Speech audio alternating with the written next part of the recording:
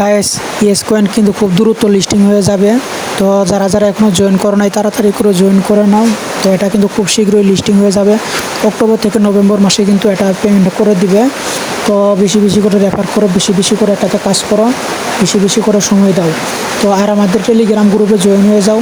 তো এই সেপ্টেম্বর মাসের মধ্যে কিন্তু আরও অনেকগুলো লিস্টিং হয়ে যাবে কয়েকদিনের মধ্যেই।